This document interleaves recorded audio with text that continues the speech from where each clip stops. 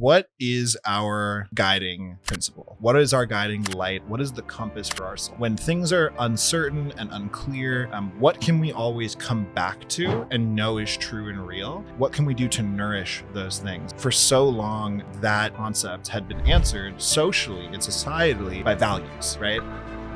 What if there is a deeper compass than just values alone? What if values were actually socially prescribed to us, but there is something that is prescribed to us by the unseen creator? What if there is something deeper that can be our guiding principle? Find the things that make you feel the most alive and the most proud, and find that home frequency and find the virtues that are attached to that. So when you're not feeling your light in its most expressed form, we can come back to the virtues that support that, and we can pour into and nourish those. To have virtues be your North Star, have them be your guiding light, have them be the map of your soul. Episode 2 in Austin.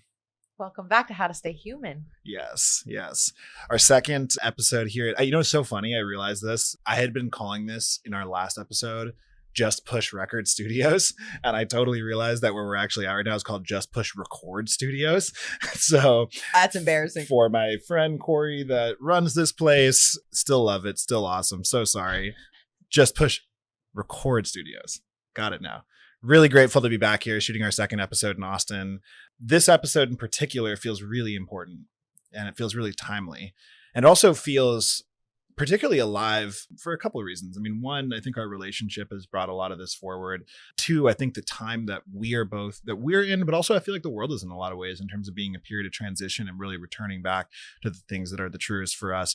And three, so much of what we get to share about in this episode was something that was brought into my field as a result of a dear mentor and brother of mine who taught me this while I was in Austin. So it seems really fitting that we get to have this conversation today. And I want to take a moment to share about a powerful mental health resource that has been a total game changer for me, and that's Anywhere Clinic. For the past 2.5 years, I've been working with an online psychiatric provider, and the impact has truly been incredible because therapy isn't just a tool for crisis moments. It's a tool for personal growth, emotional mastery, and overall wellness. And with Anywhere Clinic, you can get virtual expert care from the comfort of your home. Whether you're exploring ketamine therapy, you need medication management, or just a supportive guide, it's time to prioritize you. And you can by visiting anywhereclinic.com. You can book an online appointment for as low as $120 or check and see if your insurance covers it. So go to anywhereclinic.com because your mental health deserves it. You know, kind of what I want to have this conversation about is what is our guiding principle? What is our guiding light? What is the compass for our soul?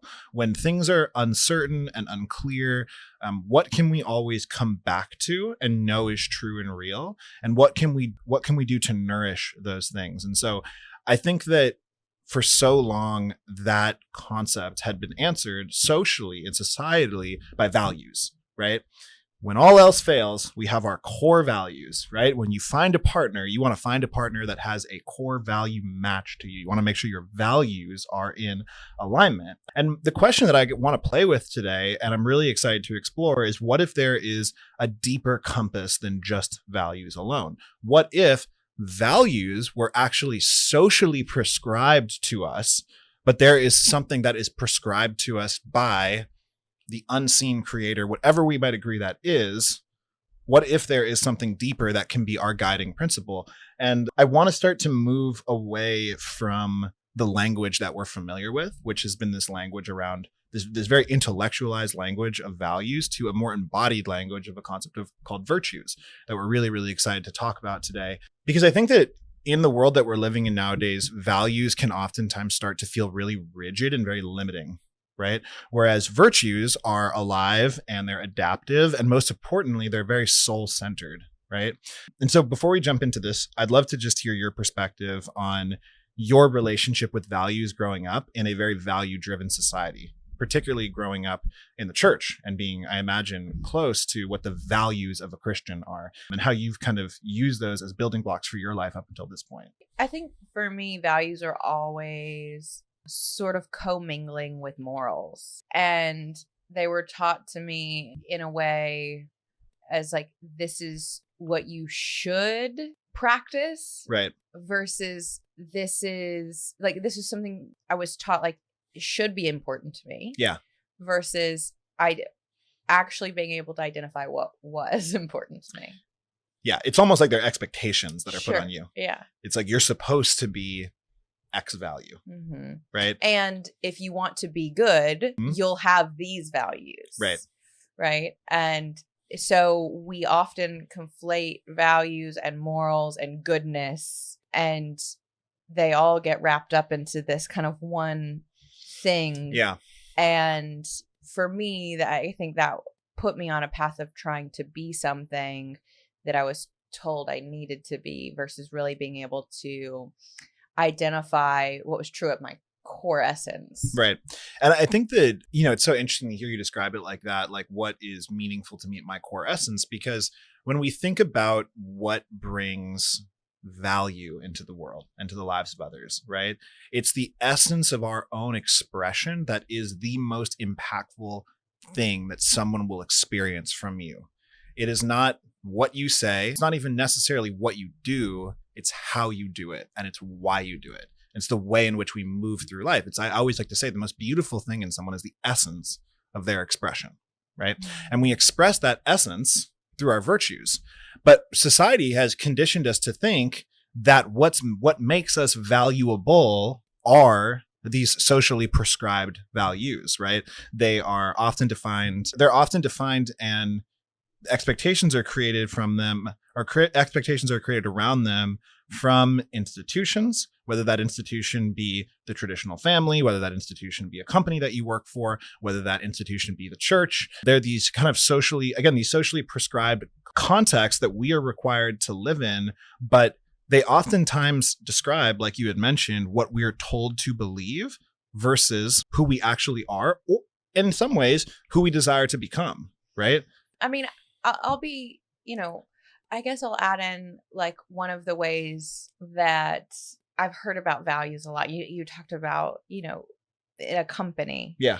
And before I started this podcast or my coaching business, I was in corporate sales for 6 years. And then I transitioned into training our sales team across 7 different countries. And so I was really given the task of being the welcoming committee. Anytime that we hired a new salesperson, I did all of their onboarding. I did continued performance management as they got ramped up and started to, be responsible for hitting quotas. I taught them how to sell our products and our services to our target market. That was what I was responsible for.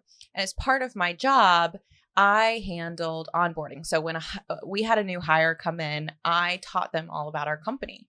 And a big part of that was, when you do go through that presentation, if you've ever sat in an onboarding meeting with a new company, oftentimes you hear about the company's values. Yeah. Or you'll see them posted in the office somewhere.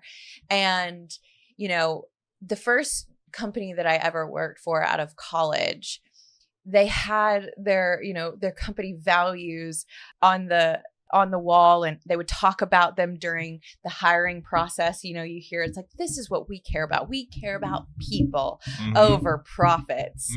We care about, work-life balance, or we value ethics in our company. Yep. Right. And then very quickly you realize whether that company or that person lives up to what they say they stand for. And far too often what I realize is that we use values as something to promote so that other people see us a certain way. Right. But it's performative. We fail to live up to them more often than not. Because we're not being them, right? We're doing them, right? Like, perfect example of this is like the super stale office environment, or I think company values are an interesting one to point at, that says one of our core values is to have fun. And it's like, so we do Hawaiian shirt day Fridays in our ultra stale gray and white fluorescent light office. It's like, that's not a state of being. That's a doing with the hopes that by claiming this is how you perform, you will attract someone your way. It's not embodiment, it's performance. It's a show. It's a show, right? And so, I mean, I think that, go ahead. Well, I think we're going to get into virtues. Right.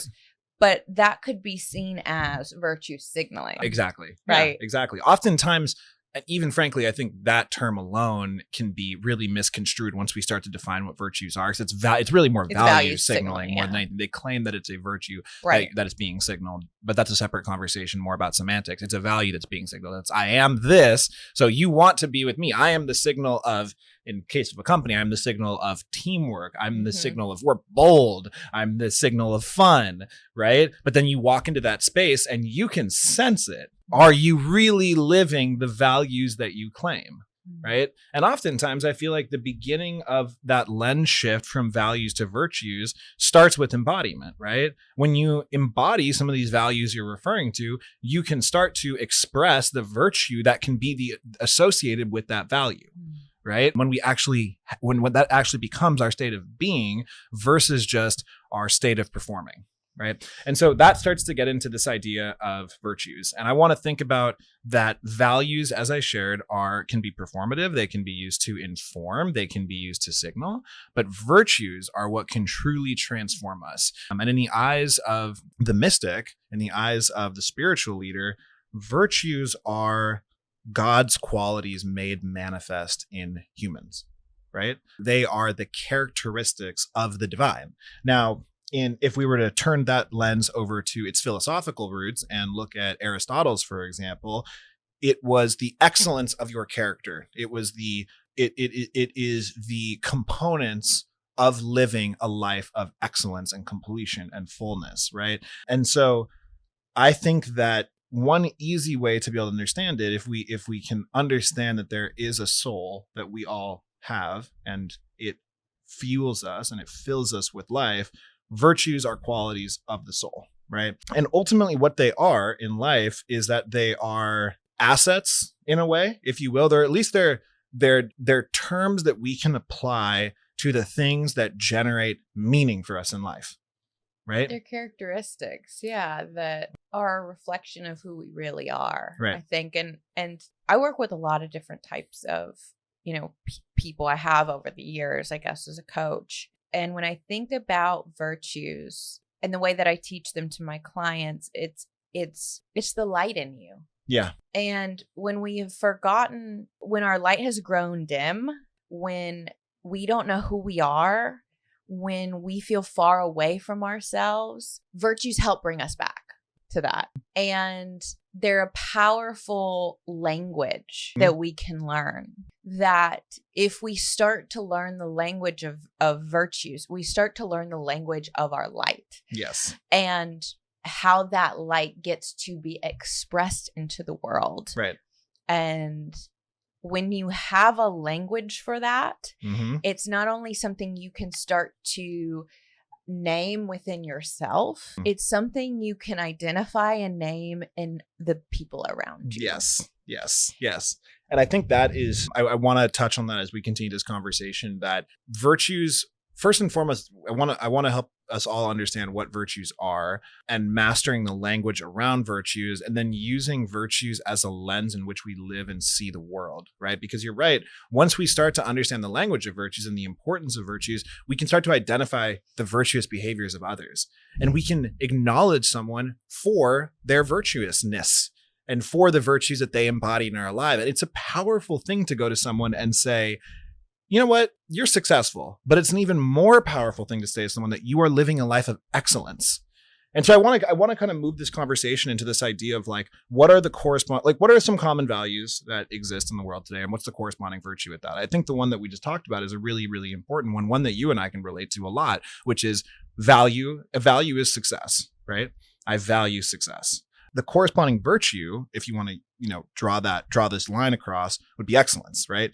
I'm going from chasing an outcome, right? Success, to I am mastering the process, right? So I am detached from the outcome, but I'm mastering the process. I'm living a life of excellence. And so I'd be curious to see, with you being someone that has had significant levels of success, but is living a life with a deep standard of excellence, like what has that relationship been like for you between those two? The biggest shift, I think, is relating to these things externally versus internally. Yeah. Success is the byproduct of living a life of excellence. Right. Right. So we are so focused on the external. We dismiss and forget and bypass the internal. And so when we shift our perspective to not how is this, what, like you said, the outcome, or how is this perceived, but how is this experienced inside of me? Yep. That's when things change. Really beautiful. Versus I'm trying to achieve something versus I'm trying to live something through me, or let something be an expression of me. Mm-hmm. And so, I think this shift is from the outside in. It's the flip. It's almost like by living a virtuous life, we can create value in the world, which again comes back to the irony in what it means to be valuable. And I would make the case that we can live a life that produces great value and causes us to be very valuable to the people and the places and the things that we interact with by living a life of virtue. So it starts with us and it overflows onto the rest of our life. That's why if you speak to a lot of people who have achieved significant levels of success, it's not about the input. It's not about how many hours I'm working and how hard I'm and how many numbers I'm crunching and how many dollars I'm bringing in. It's actually a choice of, am I going to live in a frequency of abundance and open myself up to everything that wants to come my way? The success is a byproduct of that. I'll also say this is why every human being on this planet has inherent value. Right. Absolutely. Is because your essence are the virtues that we're about to start to share about. And there are many of them, but like we said, they are expressions or characteristics of your divine nature. And we all share them. Yeah. We don't all practice them, but we share them at the core essence of what our souls are made up of. Yeah. And the more we consciously and intentionally work to develop a practice of embodying them, the external world will know us by, this is what I believe Jesus meant when he says, they will know you are a follower of me by your fruit, right? If you're a tree that produces good fruit. And to me, I receive that kind of teaching as you'll be known by your virtues and what you practice. And if you don't practice these things, you'll be known for that. Like your reputation is a byproduct of how you're living. Yes. This is exactly, it couldn't be like more well said the way you just described that. Again, the way that I like to think about it is that we invest so deeply in ourselves and our own virtues that we overflow onto the rest of our life. We love virtue ourselves so much that we overflow into abundance. We produce good works in the world. Exactly. A great example of the shift from value to virtue in that same context is a value would be innovation, right? This is a perfect example of a company value. We are an innovative company, right? We value innovation, which is all about producing something. It's about doing something, right? I'm going to innovate this next thing, right? I'm going to do a thing, right? Versus the corresponding virtue of creativity, right? Which is to channel new energy in. It's to be in a state of openness and freedom so that things can come through to you, right? And frankly, if we look at any of the greatest creations that have come in our time, they've come off the back of having freedom and space and openness for creativity, right? And so again, that goes from a state of doing into a state of being. Another really interesting virtue that I've started to explore a lot myself is I think we spend so much of our life living in attachment to an outcome, right? We've had this conversation a lot on this podcast. It's not necessarily being invested in it for any other reason than what I might get as a result of doing it, whatever that thing might be, whether that be a business venture, a relationship, time with a friend. It's thinking about like, what's this going to produce for me, right? It's the epitome of win then. Right. When I get this, if I do then I'll be this. Exactly. Right. And it's always the opposite of outside in versus inside out living. Right. And so the corresponding virtue to this attachment to an outcome is devotion, right? Devotion is a wholehearted commitment to the process, right? It's a I'm in this just because I want to be here and I want to be doing this thing. If we look at devotion specifically, and by the way, this is a great opportunity as we start talking about the virtues to call out an institution called the Virtues Project that's been doing really deep work on the virtues over the course of the last several years. The Virtues Project is a nonprofit foundation, and basically what they've done is that they've researched every major religious text to find the similarities across them all. And from that, they've produced a couple hundred virtues that are common across all cultures. They become, again, not just a shared language for what we can recognize in others, but also a shared language that spreads across space and time and color and creed and culture. And so devotion is one that is alive in all cultures. It's this idea of being in wholehearted service to life's process, right? To get to life's purpose, not necessarily to anything that is not to any measurable outcome, but just to something just doing something because we care about it deeply. It's right? It's the concept of chop wood, carry water, like over and over and over, that you hear, the masters say. It's like you never outgrow chopping wood and carrying water, like being in devotion to, giving your all to the things that you're creating, or the things that you're stewarding, whether that's a family or you're stewarding land or, community or a business. It's a relationship that has to be watered. It's a living thing that gets to be taken care of through the act of devotion and commitment, And what's cool about virtues is many of them overlap and relate to each other and 100%. have relationships within the virtues. And like you were saying about the Virtues Project, this is such an incredible organization. And, early in our relationship, Kyle had mentioned he had he's known for his many surprises that he loves to do. But right at the beginning of our relationship, he had told me, he's like, I ordered you something and I'm really excited for you to get it. And it was, I think, like one of the first gifts he ever gave me. And it's one of the most meaningful because it's taught me so much. And it was my very own Virtues deck. It's a deck of cards that you can get from the Virtues Project. We tell all of our friends about it now. Yeah. And I got so obsessed with it early on because it gave me a language for something that before I'd never seen, expressed in that way. And yes, I just started to absorb it so quickly. And since then I've been using it as a product, like as a teaching method and also as a practice myself.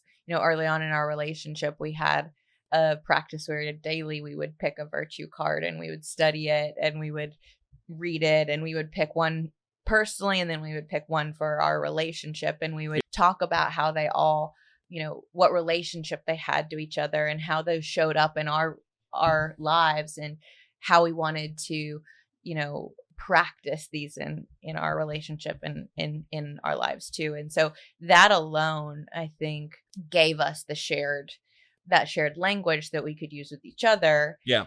And call out when we saw each other practicing it and invite each other into greater embodiment. Yeah, absolutely. I think I'm so grateful that those cards came into your life and they came into my life as well. And I think one of the reasons that virtues are really, really powerful and oftentimes can be even more well understood and well received than values is that virtues cross through the mystical, the philosophical, and the psychological lens. So they can be understood in any context and still deliver the same message, which I find to be so incredible. Like, again, when we look at virtues through the mystical lens, we see them as divine qualities, right? Reflections of God, source, creator within us, right? To some people, though, that might, if the belief in the creator doesn't exist, then the virtues no longer exist. So then we can move to the philosophical lens, which is the excellence in character that we spoke about, right? The habits that you can take or embody into your life that can lead to massive flourishing, especially within the things that you desire. And then you can drop them down even further if we're not willing to see excellence in character all the way down to the psychological lens, which is that they're inner strengths, right?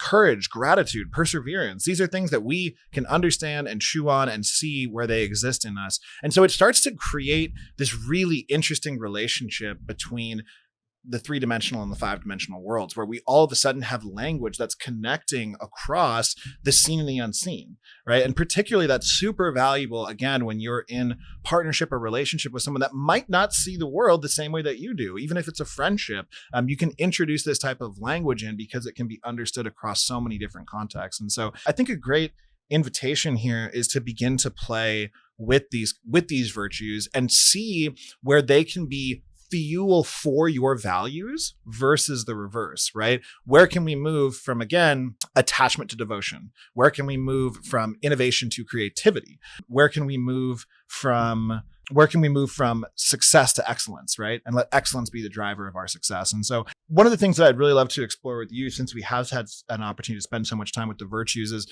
once you get a chance to understand the definition of the virtues and how they are in relationship to your values, you also start to naturally gravitate towards some of the virtues. And so again, I encourage our listeners to go to thevirtuesproject.com. When you're on there, there's a list of the virtues there with definitions. You can also go and order a deck of cards, which I think is really powerful as a system for receiving them. But when you'll start looking through this list, you're going to start to resonate with some more than others. There'll be certain ones that call you and you're going to say, that one feels really alive and true to me. That might even be a core virtue, right? That might be something that is essential to the essence of me, right? And so I'd love to explore with you. You've gotten to sit with these cards a lot, right?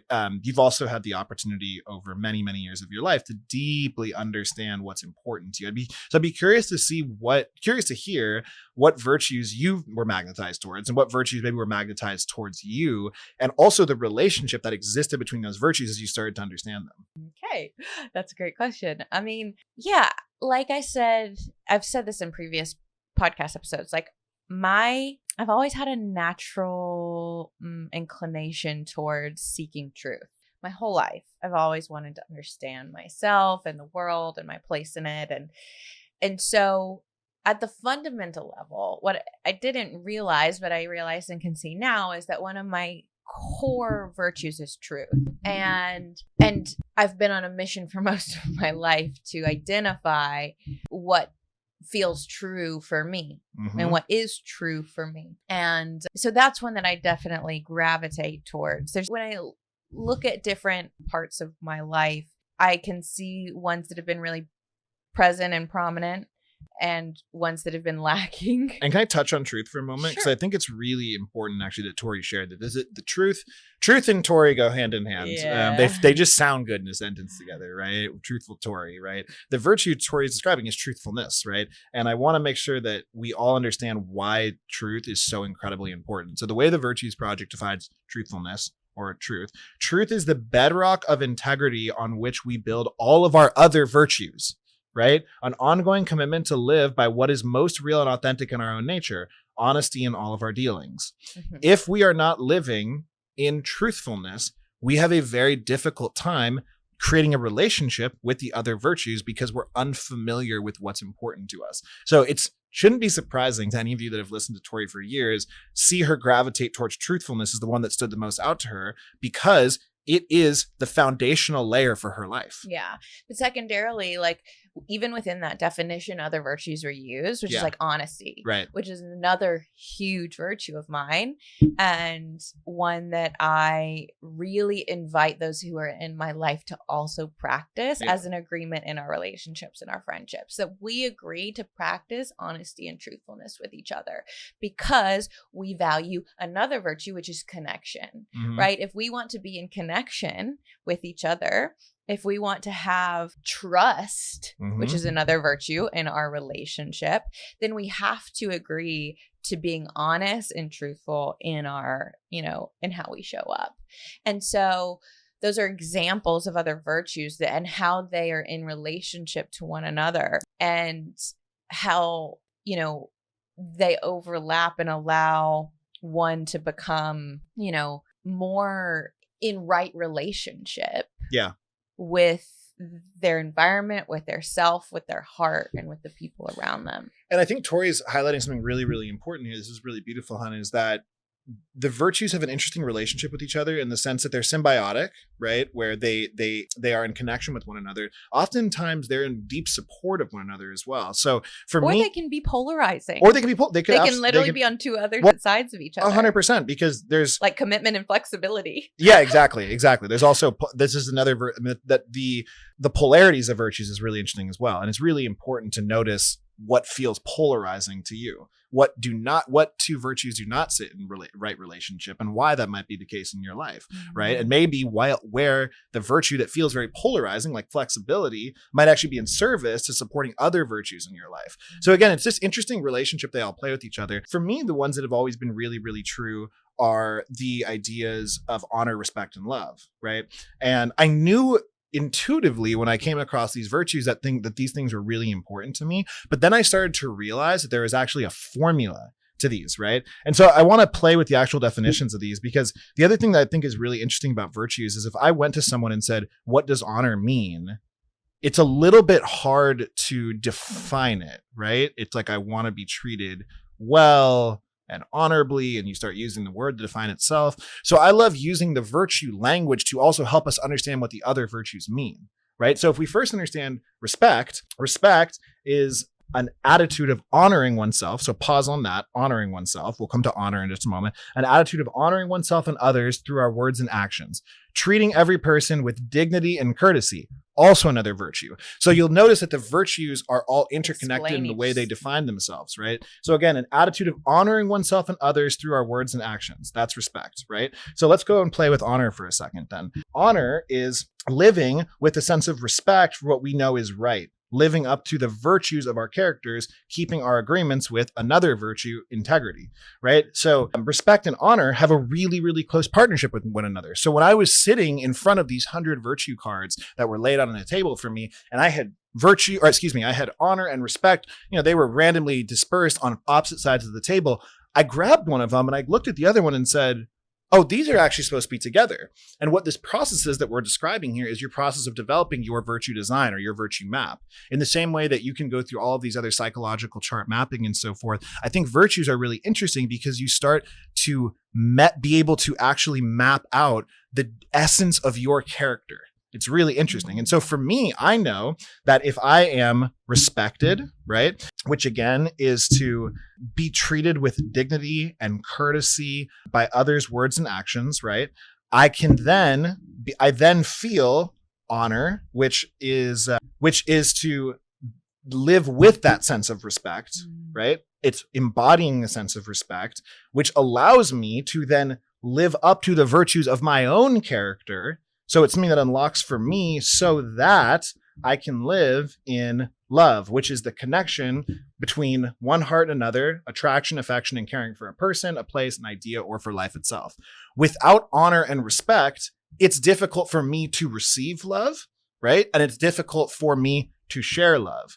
So when I stack these virtues on top of each other, I notice that honor and respect come together to allow me to live a life of love. And so it's really fascinating when you start to be able to map this out, because when you see that something is missing in your life, I can say, I'm not feeling disciplined. Sure, I'm not feeling disciplined, but maybe, for example, like my heart's not feeling open, right? I'm not feeling like I want to connect with one another. I'm not feeling like I'm living in the frequency of love. Instead of saying, I'm going to go dissect why I'm not feeling like I'm in that frequency, I can say, what are the corresponding virtues that are supporting my love? And where are those not being served, right? And once you start, and you can probably imagine, this all starts to fold on top of itself, because then I'll go and say, well, where am I not being honored and respected? And then I'll say, well, I'm not respecting myself. And why am I not respecting myself? Well, I'm not staying committed to the things that are important to me. And why am I not staying committed to the things that are important to me? Because I'm not living in devotion, right? And so we can start to work our way down until we find these foundational core virtues that help to support all of these other ways in which we express our character. So it's a really powerful tool, particularly for when you reach areas of your life that start to feel really uncertain, right? And when you start to have these random symptoms that'll pop up in your life, like I got fired from my job, or my car broke down, or I had trouble getting out of bed this morning. Instead of looking and trying to solve the symptom, we can come back to the root. And the root oftentimes are the virtues themselves. And so I think one of the ways that I would encourage this process to begin for people that are just getting introduced to virtues for the first time is, again, to go to thevirtuesproject.com or virtuesproject.com, start looking through the virtues definition. I highly recommend printing it out or getting a deck of cards. And when you're looking through them, one thing that one of my friends taught me a while back was this idea of a concept of your home frequency, right? And so I want to pair this with the virtues for a moment. Your home frequency is a moment in your life that you can look back on and say, I felt the most alive, proud, or aligned in that moment. And we can probably point to many moments in our lives where we felt that way. Maybe it was a day where we went on stage and we presented something we really cared about. Maybe it was a moment where we stood up for what we believed in, right? Maybe it was a moment where we said, I love you to someone, even in a moment that it hurts, right? Because we really do love them, right? And we felt ourselves lock into this place of warmth and connection and certainty with ourselves, right? I would describe that as our home frequency. Right. And it's the space that we want to continue to return back to. So what I encourage everyone to do is when you step into those moments of being in your home frequency, to bookmark that feeling in your head. What did it feel like when I was in full alignment with myself? Right. And we all can know this is an intuitive sense. It's a felt sense of when we're in that space. Use that lens over the virtues map. Say, this is what my home frequency is. This is when I feel the most alive. This is when I feel the most aligned. This is when I felt the most proud of myself, and overlay that on top of the virtues and see what virtues are naturally attached to that. Mm-hmm. And what we can start to do is we can start to form our virtue map around our home frequency. Mm-hmm. And it's really powerful because then what we'll start to notice is this combination of virtues enables me to be the most complete version of myself. And when one of those virtues is missing, I'm no longer able to achieve that.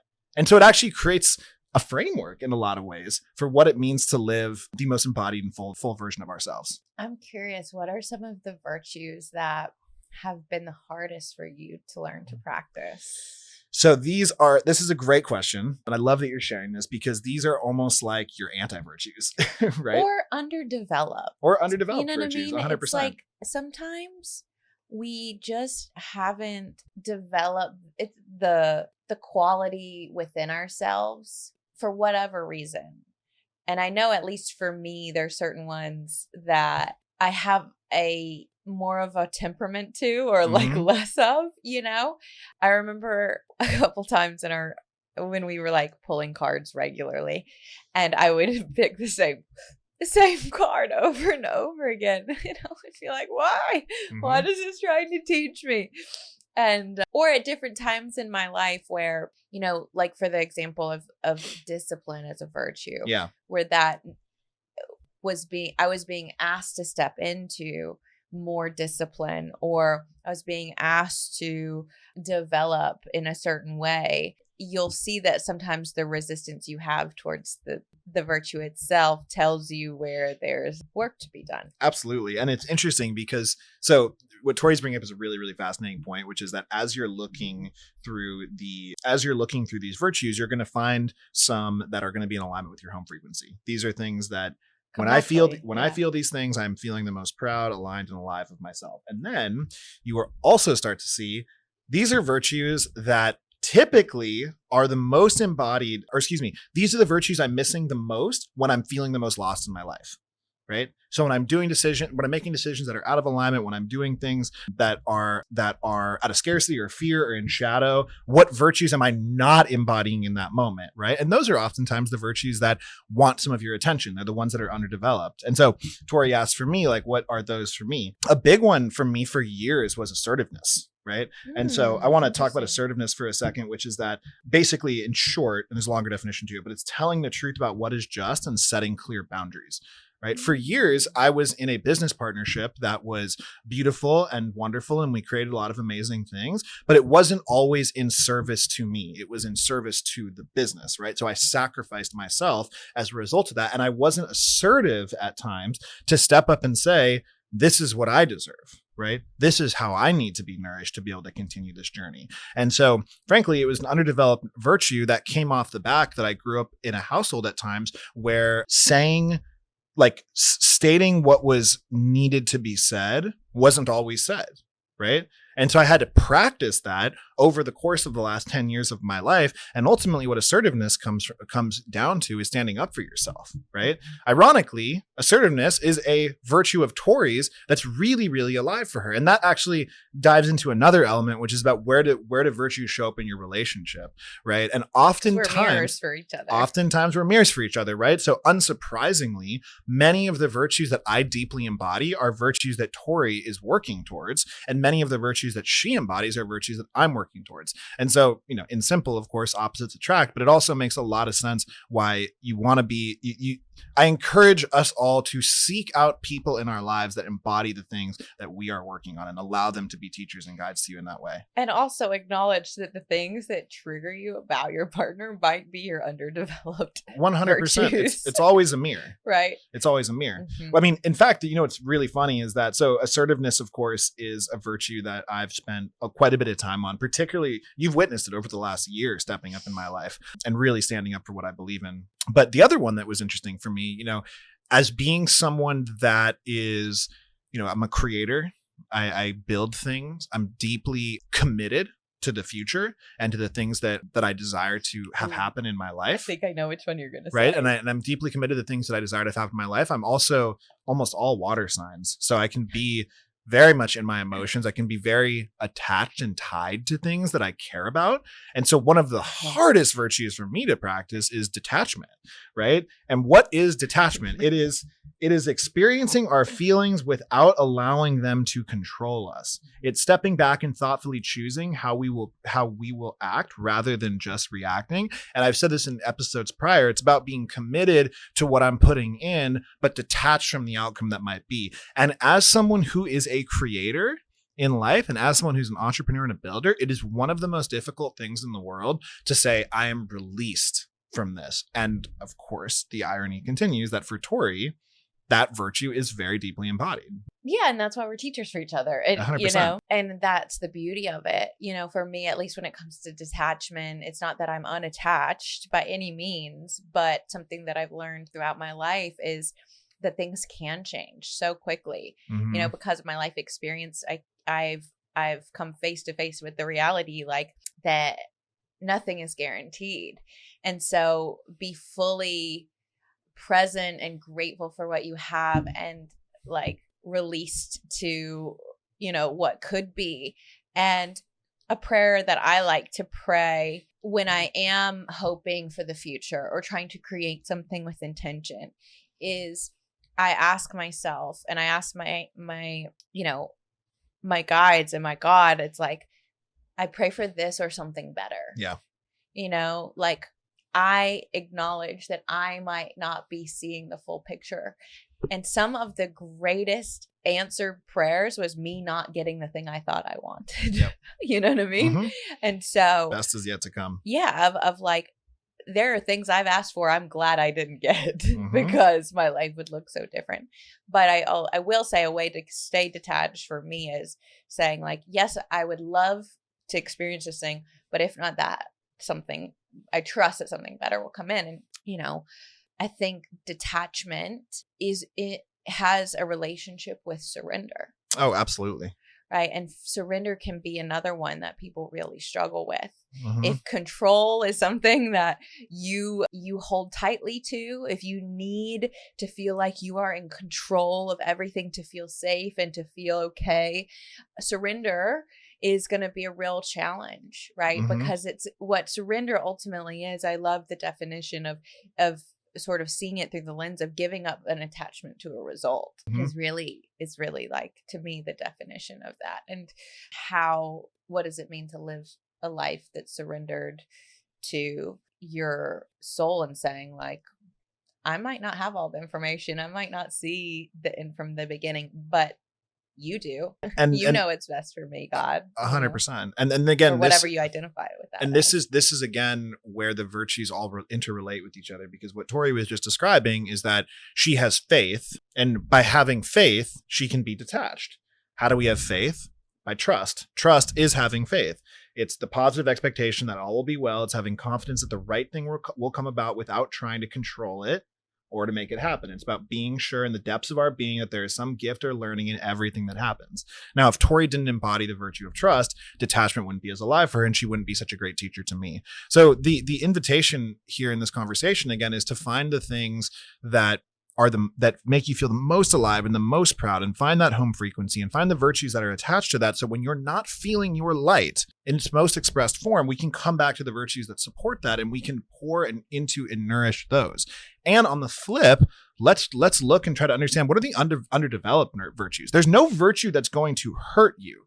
These are all qualities of excellent character. They are all qualities of the divine if you choose to look at it through that lens. And so when there's something underdeveloped, it's not by saying, oh, I'm actually going to resist that virtue because that virtue is not going to serve me. It's actually, no, where can that virtue serve me? And why is it underdeveloped? Why have I not paid attention to that? What am I afraid of in my assertiveness that's not causing me to step up? Yeah, I think that's such an important point, and something that we were just talking about. You were saying trust is something Tori embodies, but something that's more challenging for me is patience, right? But also patience and trust have a relationship. Right? That I know if I have trust, that I can be waiting for as long as I need to in order to see this thing through. Right? And I think about different points in my life where I felt really strong in certain areas and really confident in certain areas, and less, maybe more insecure. Thinking back to, a period in my life when I was just leaving Atlanta and starting to travel. I was really seeking and searching for my next home, but I was really searching to experience more God in my life, but not through the mind, through lived experience. And what I learned by studying the virtues is actually the virtue that I was chasing was awe. Yeah. And so I remember when I first started traveling, one of my goals was just to experience more moments of, and so I went to these beautiful places like Sedona, and I would sit under the canopy of stars and had these moments that made me feel small and made me feel, just in awe of life's beauty. And that brought me closer to myself. And at the time, I wasn't seeing that through the lens of virtues, but I can look back at different parts of my life and see how these virtues wanted to be developed at different points of my journey. Absolutely. And there's a relationship between and a virtue that I deeply embody, and I think it's one that I've brought forward in Tori's life a lot, is the virtue of enthusiasm, right? And so that you are Mr. Enthusiasm. But the reason that I live a life of such enthusiasm and can hopefully bring that forward as a teacher and support to you is that I'm in great awe of life. I'm so astounded by life, and joyfulness for sure can be tied to this virtue cluster for me. You'll notice that your virtues will cluster together. You have your core virtues that are a cluster. You'll have a cluster of virtues that sit around those core virtues that support those virtues. For me, if my core virtues are honor, respect, and love, if I'm receiving those, I typically am astounded by life, which allows me to live in awe. And if I'm living in, then I tend to then naturally flow into a state of enthusiasm. Enthusiasm is being filled with spirit. It's excitement about life and the openness to the wonders, also a virtue, that each day holds. It's acting wholeheartedly with zeal, also a virtue, and eagerness, and holding nothing back. That is very much often how I live my life when I'm being honored, respected, and loved. Living in awe allows me to live in enthusiasm, right? And by living in enthusiasm, I can create really incredible things in the world by supporting those varieties of virtue clusters. And of course, as a result of this all, I can then be a teacher to others of how to live how to live virtuously that way as well. So there's just a deep interconnection and relationship that these all play. And they also end up playing a really beautiful relationship in the way that you can be a wisdom keeper and guide to others. So is there a part, do you want to jump in? Well, I was just going to say, these are so helpful. Yeah. In so many different times of your life, but certainly when you're feeling lost. Yeah. If you are in a season of life where you just feel like you need to be grounded, you can't really, you're in a season of a lot of uncertainty, you're feeling insecure, or, like you've lost your assurance in who you are and what you're here for. Man, the virtues will remind you. Yes. They are your North Star. They are. And not just that, but then they get to be like as your North Star, they are the things that you come back to over and over and over again to lead you home Yep. to yourself. Yep. And what over time you become known for. And at the end of, last week's episode, we talked about, what do you want to be known for? Yeah. And a friend of mine, a new friend, she like introduced me, she was to this question that I've been like chewing on for, the last 24 hours. It's like, what do I want to be known for? I was dreaming about it in my sleep last night. And it was interesting to hear what came out of my mouth when she asked me that question. And what I said to her last night was, I want to be known for my faith. Yeah. But as I sat with that more, I realized I also want to be known for my integrity. I want to be known for my love. I want to be known for my presence. I want to be known, for your honesty, for my realness, my honesty, for your virtues. And that's what I realized, in this conversation is when I think about what I want to be known for, I want to be known for my essence. And these are the qualities of who I am at my core. I think that life will always guarantee that we're going to have seasons of darkness and uncertainty and seasons of unraveling and change, much of like what we spoke about in our previous episode. And I feel like when your clarity can dissolve, when your identity can feel in flux, your values, which we spoke about earlier, those can collapse, right? They're conceptual and they're also socially prescribed. They don't live within and they you. Change based on the season you're in. Like when Absolutely. You might value certain things in a party life and you become a parent and now all of a sudden your values are different, right? The difference with virtues is that the virtues live in your body, in your heart, and your soul. They are felt. Even when your mind can no longer conceptualize them like a value, your virtues will never leave you because they are the qualities of excellence. They're the qualities of the divine that live within you. And so the invitation here is that to have virtues be your North Star, have them be your guiding light, have them be the map of your soul, right? When we're in confusion, we can return to humility. When we're in fear, we can return to courage. When we're in despair, we can return to faith. When we're in stagnation, we can return to curiosity, right? Find how the virtues cluster around the challenges that you have in your life. And there's so many layers of the virtue map that we spoke about. Today, we spoke about the virtue map as a mapping of what's important to you, right? But you can also have virtue designs or virtue maps that apply to micro instances in your life. What is in my relationship to Tori? What are the virtues that I'm expressing? In my relationship to this problem or challenging that I'm experiencing, what are the virtues I'm expressing and not expressing?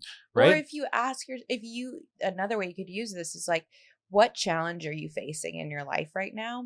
What virtues need to be applied to that challenge? Absolutely. Right? And what that challenge might be inviting is tolerance. Yeah. Right? Or, understanding. That might be what gets to be invited into that space or that thing that you're up against right now. It might be flexibility. It might be creativity. It could be so many different things. But I think, whatever question that you have or challenge that you're up against, when you look at these virtues, and again, we encourage you to go to the website and say, like, what is this thing asking for me? What virtue is this asking for me to bring to the table? Yeah. And pro tip too, what you can do is you can also take your virtue design and you can upload it to your favorite AI. And then you can say, I'm dealing with this situation right now. What virtue from my core design is not being expressed? What is being underexpressed, and so forth? And it can show you how you can step up with certain virtues in areas of your life where they may be underrepresented or underexpressed. So all that being said, I think virtues are the compass of your soul. Right. I think that was one of the things I really wanted to make sure that was shared. And they're always pointing back home. They're always going to return you back closer to yourself because they are the essence of your expression. They are core to your character. And so as we move into this next week, one invitation that I'll bring forward here as we're learning about the virtues is really to ask yourself, after you read through all the virtues, what's one virtue that you'll anchor into this week? What's one virtue that you feel is underdeveloped, underrepresented, undernourished, that wants more of your attention? And how are you going to do that? The best part about virtues is there is no way to do it. There is only a way to be it. And you will know it when you see it, how to be it. right? You'll see the virtue and you'll know this is how I be that. I know how I be love.